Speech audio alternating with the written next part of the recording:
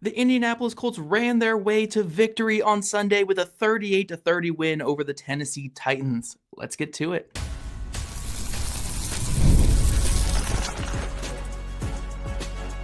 You are Locked On Colts, your daily Indianapolis Colts podcast.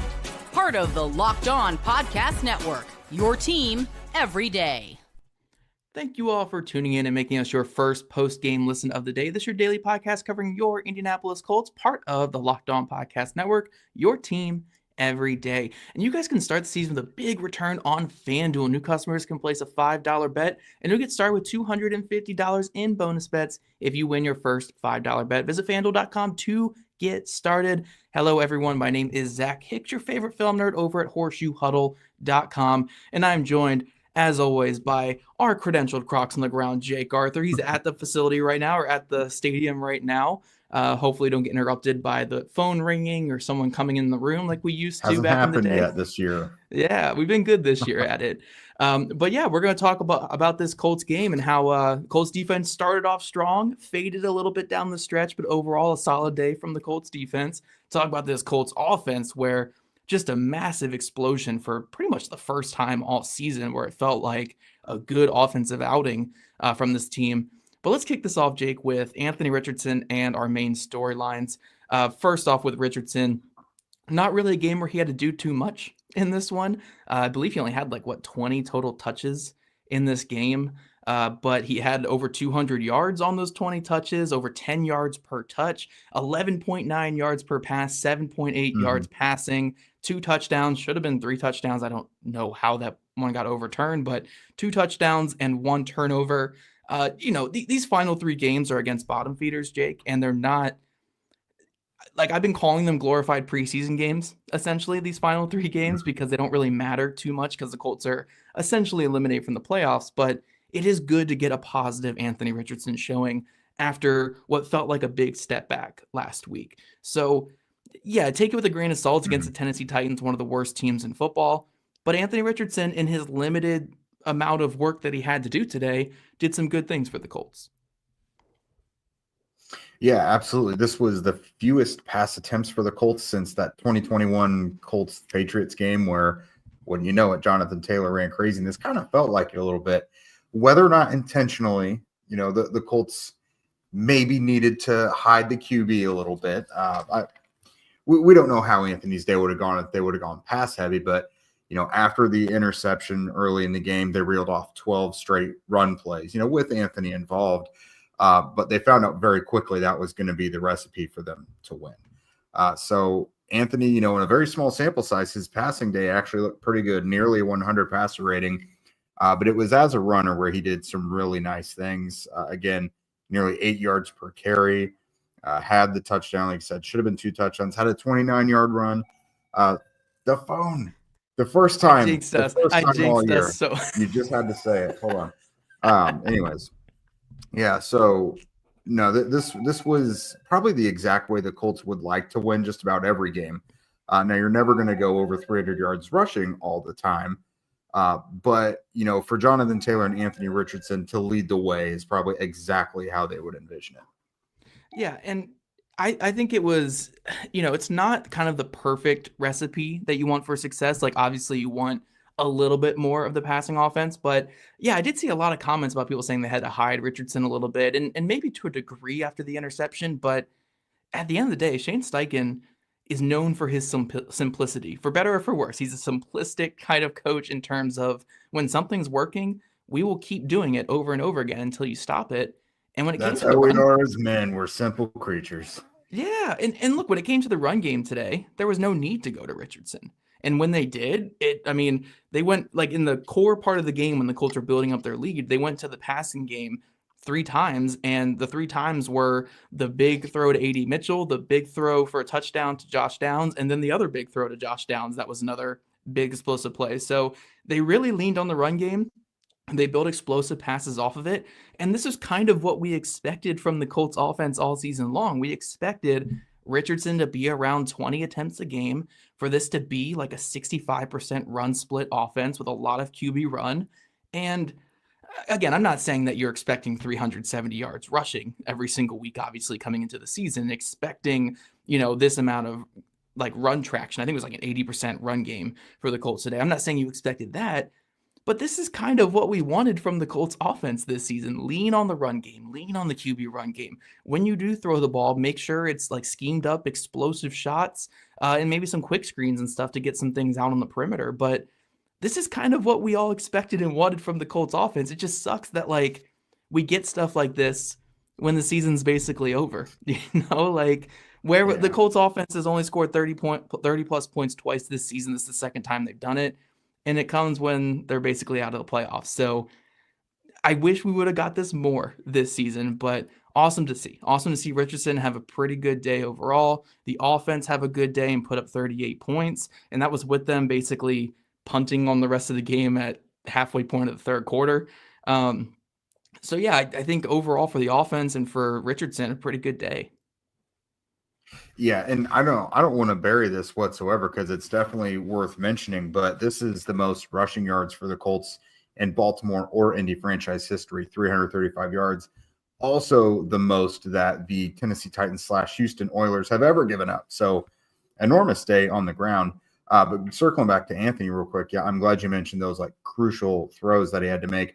Again, that big throw to A.D. Mitchell down the right sideline was after the 12 straight runs. You know what I mean? So he had gone a long time in between that. And then late in the game when they have to have it because that defense was giving up that defense was giving up some stuff. And the offense really needed to play keep away on that.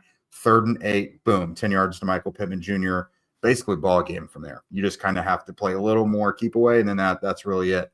And they were able to do that with Anthony. And, there's been quarterbacks in the past where, we think about that Carson Wentz game with the Patriots. A very similar game they had was that Raiders game. That was like the second to last game of the year, and he couldn't nail that pass to T.Y. Hilton. And then that winds up being a very infamous pass. So the good news is like, those are the kind of things Anthony's doing now. Like his composure, I think, is a lot better in key moments. He was incredibly chaotic throughout the first half of the season. But whether or not, he's only passed 11 times in this game, only 7 completions. That's fine. A lot of those 7 completions were very important throws. Yeah. Yeah. And again, it doesn't always need to be this lighting up the scoreboard game. I mean, I think this was comfortably his second best game of the season. And I'm just looking for stacking good performances right now. The first half of the season, flushed that down the toilet. It was bad. It was a really bad first half of the season. Since returning from the benching, it hasn't been perfect, but it's been much better. It's been kind of what we expected from his second season to be, with some highs and some lows and a little bit of roller coaster play. The first half of the season, it was a lot of lows. The second half of the season, like post benching, it has been more of what we expected in year 2. So there's at least some reason for optimism going into the offseason if he continues this going forward. But again, I'm not going to take this as like some big victory lap type game because it was a game against a poor Titans team that in a lot of ways looks like they had given up on the field. I mean, their tackling effort on defense certainly looked like they had given up a little bit out there. So I'm not going to take this as some victory lap game for Anthony Richardson, but it's still a game that you want to see from him, and a game against an inferior opponent, which, look, I know we're down on the Colts this season, but the Titans are an inferior opponent. That clearly showed today in this game. It was nice to see Richardson come out and play a fairly clean game. The interception you certainly want back was not a good throw whatsoever, and that will lead into more conversations this offseason, certainly about his deficiencies. But I think this was a fairly strong game from Richardson and the Colts. So take it for what it is. Glorified preseason game against a bad team, whatever it is. But you'd like to see at least games like this be positive showings rather than negatives. So it's a good data point to have on Richardson, and hopefully it leads to some momentum in these final 2 games and into the offseason for him. Yeah, I mean, they beat up on the bottom feeders. That's fine, but you want to see them take advantage of that. If he had a terrible game against a terrible team, there'd be a whole lot more to say about him. So he did what he was supposed to do today. Again, keep stacking those. The Giants look like an even worse team next week. And then by week 18 with the Jaguars, they may just have majority of practice squad players out there. So take advantage of these really crappy matchups that you're being given and, build some optimism going in the offseason. That's what you're supposed to do. But coming up next, guys, we're going to talk about more than just Anthony. There was, 38 points out there. There were some big plays to be made by the rest of the offense. Today's episode is sponsored by Prize Picks. If you love watching the game, and we know you do, you're going to love Prize Picks because it's the easiest and most exciting way to play daily fantasy. Whether it's football, basketball, or any of your favorite sports, Prize Picks makes your holidays bigger and brighter. You can now win up to 1,000 times your money on Prize Picks. Plus, this holiday season, they're giving away $30+ million in rewards during Picksmas and offering 2 free picks in December. Plus, when your picks hit, Prize Picks makes it easy to cash out. You can get your money in as fast as 15 minutes because there's nothing more annoying than winning money, knowing it's rightfully yours, and you have to wait a million years to get it back. Not a problem with Prize Picks. This week we were looking at Jared Goff for going more or less than 230 passing yards, Saquon Barkley to go for more than 1 touchdown. Barkley got off to a really big game, and then Jonathan Taylor said, bet. Let's see. Let's see who's really going to be the FedEx Ground Player of the Week in the NFL. So download the Prize Picks app today and use code LOCKEDONNFL to get $50 instantly after your first $5 lineup. That's right, $50 instantly when you play just $5. Prize Picks. Run your game.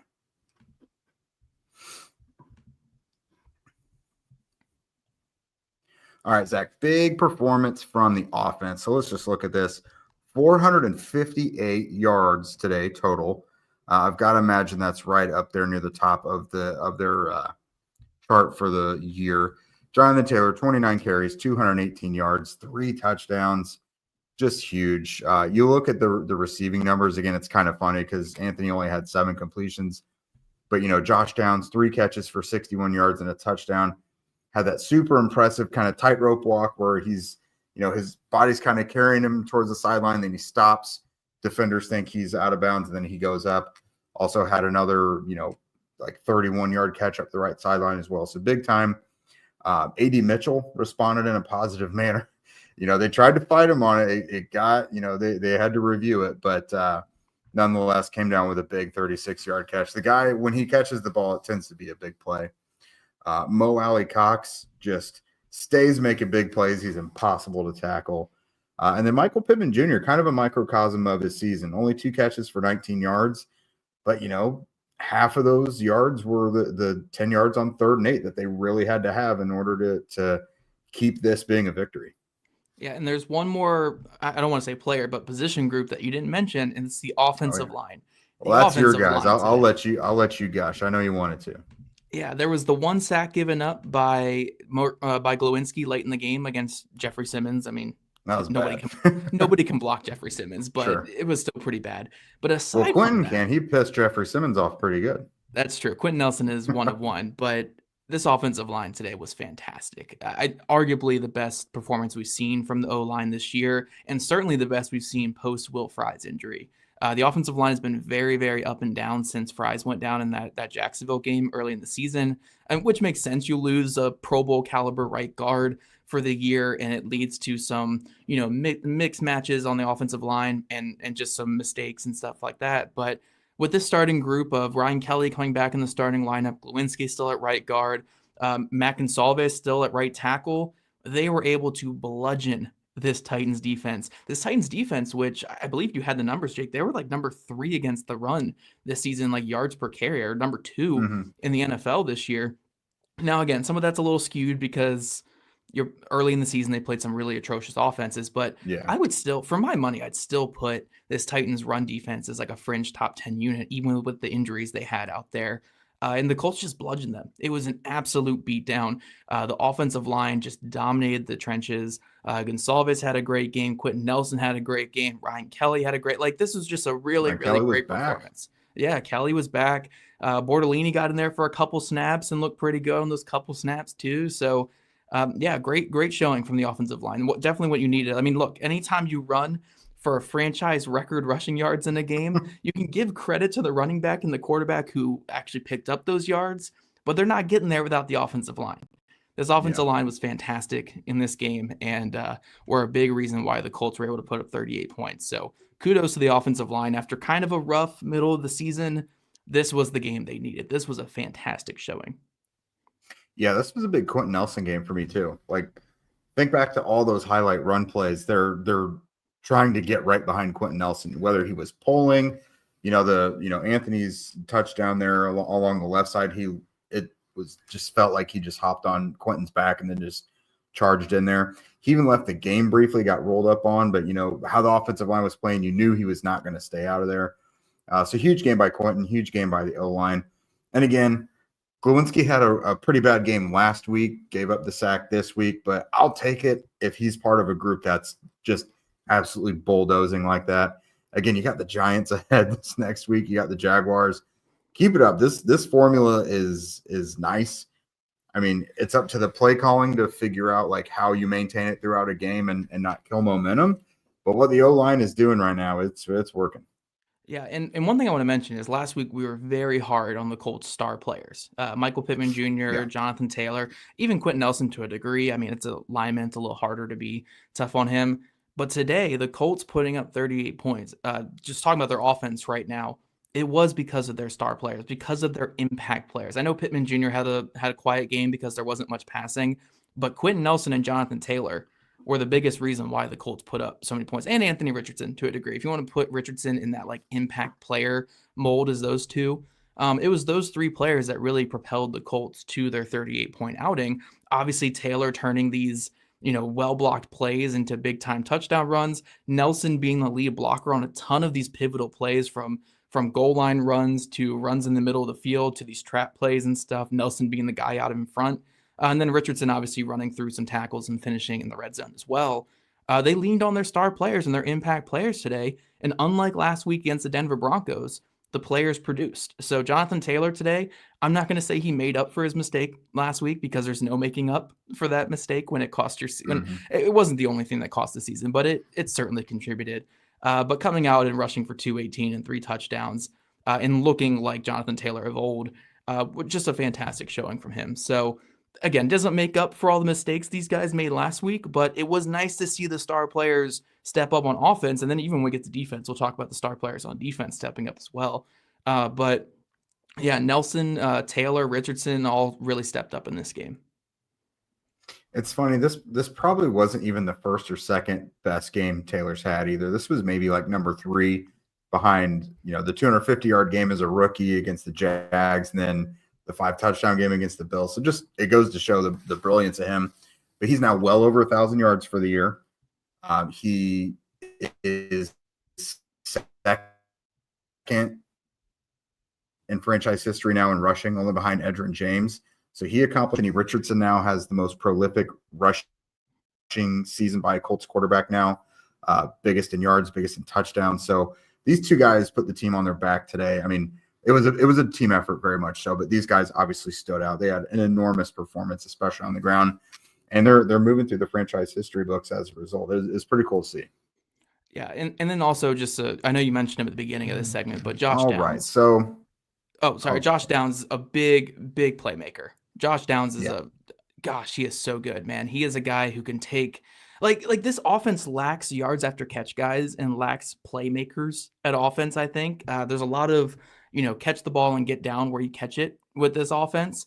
But with Josh Downs, those couple plays he made today, catching them short, creating yards after the catch, making plays along the sideline. I mean, Josh Downs is a true playmaker. And honestly, it's probably Chris Ballard's second best draft pick in the past 3 or 4 drafts. I mean, besides Bernhard Raimann, I think Josh Downs has a case for being the best pick that Ballard has made since his very good draft of 2020. So Downs, keep it up. Hopefully Richardson can keep developing as a passer, and Downs can really put up the raw numbers that showcase his talent. But Josh Downs is such a good player, man. He is so good. If he stays healthy and Richardson figures it out as a passer, Downs is going to be a 1,000-yard wide receiver in the NFL.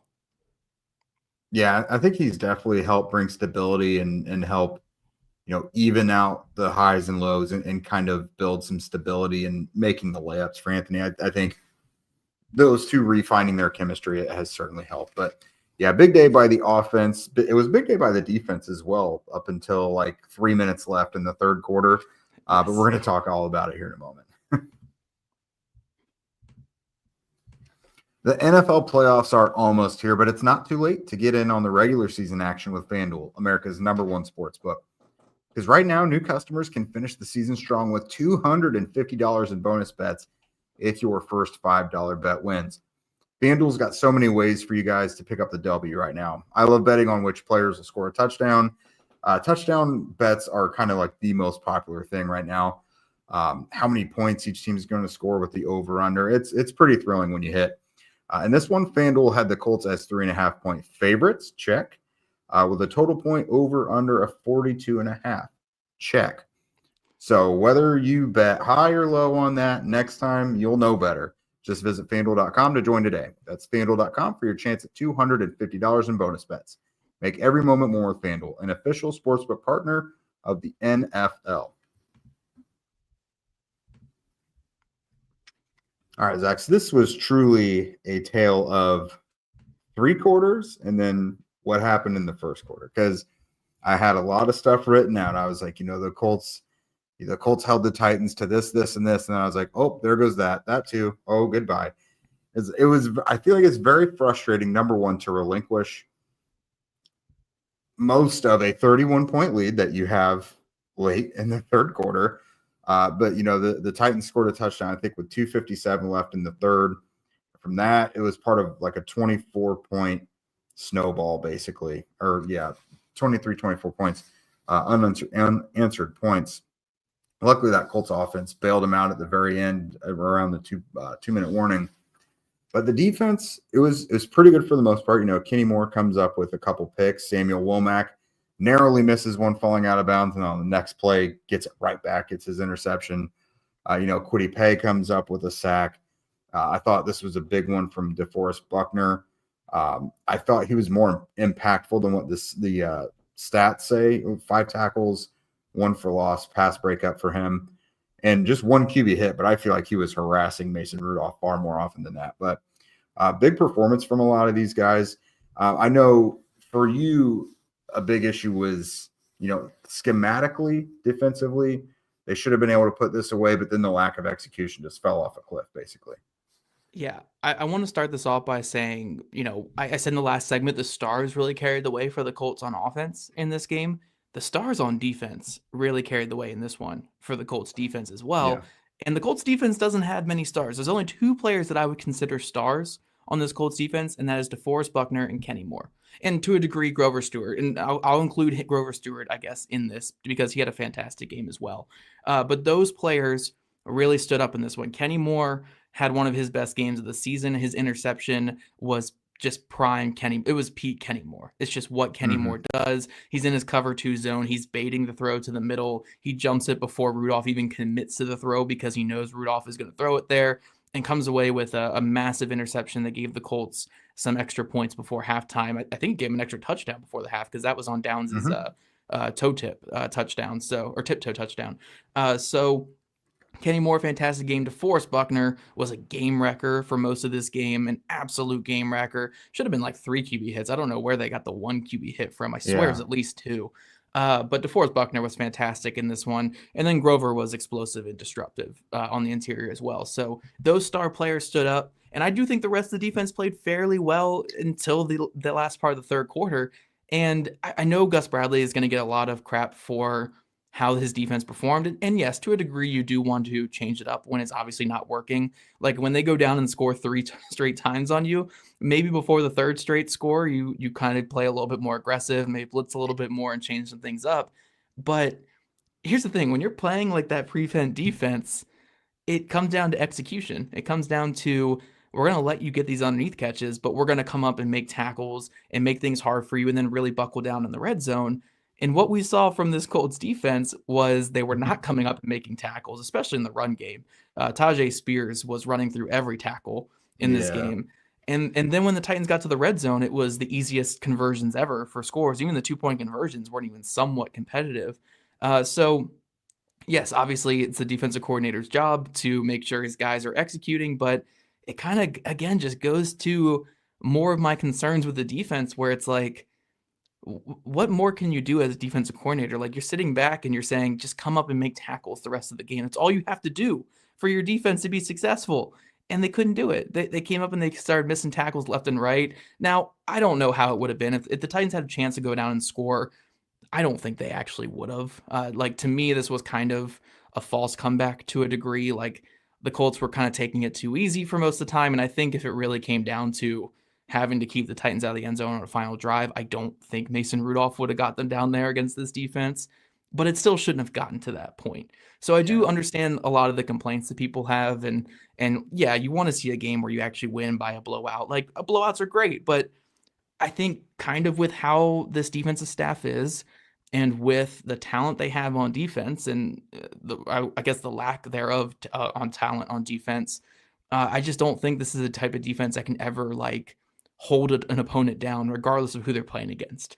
Like, they're going to get their points at some point in the game, which is why it's so important for the Colts offense to have days like this where it doesn't matter what the other team does because your offense is just unstoppable. So, yeah, I'm not as hard on the defense for this one because I do think a lot of it was just kind of garbage time getting some points on the board, but it got made a little too close because these guys couldn't execute prevent defense, which is something that you practice in high school. I mean, look, a lot of these guys came from fantastic high schools, where they were up by 50 points by the first quarter. At the end, like, these guys are all NFL players. Clearly, they were winning by like 50 in the first quarter in a lot of their high school games. You should know what prevent defense is. You should know exactly what you have to do to play prevent defense. All you do is come up and make tackles and then stand tall in the red zone. They couldn't do either of those things, and that's why the Titans were able to kind of make this a game late.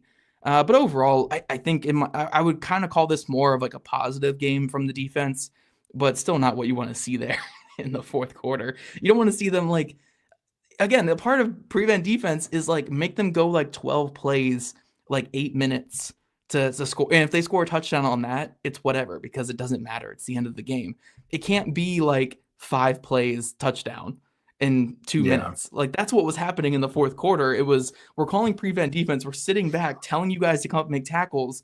And then they're getting explosive runs and explosive pass interference and explosive, like, what is going on? This, like, what more can you do as defensive coordinator at that point? You're calling prevent to only take away the explosives, and that's the only thing the Titans were getting because guys couldn't make tackles or play discipline. So, yeah, it obviously falls on the defensive coordinator for not having a disciplined unit out there. But again, I think this goes more to the talent on defense where you have a couple of really good players like DeForest Buckner, Kenny Moore, really good players. And I think players like Jalen Jones and Nick Cross are really coming into their own, good young players. But aside from that, it's a lot of undisciplined guys and a lot of guys making mistakes and missing tackles and just not doing what they're supposed to be doing out there. So, I think you could do more to disguise as a defense and maybe be more aggressive there, but this is like elementary stuff that you were asking these guys to do in the fourth quarter, and they couldn't do it, which almost led to some crazy comebacks. So I don't know. I think they would have buckled down if it came down to a final drive, but who knows with how they were tackling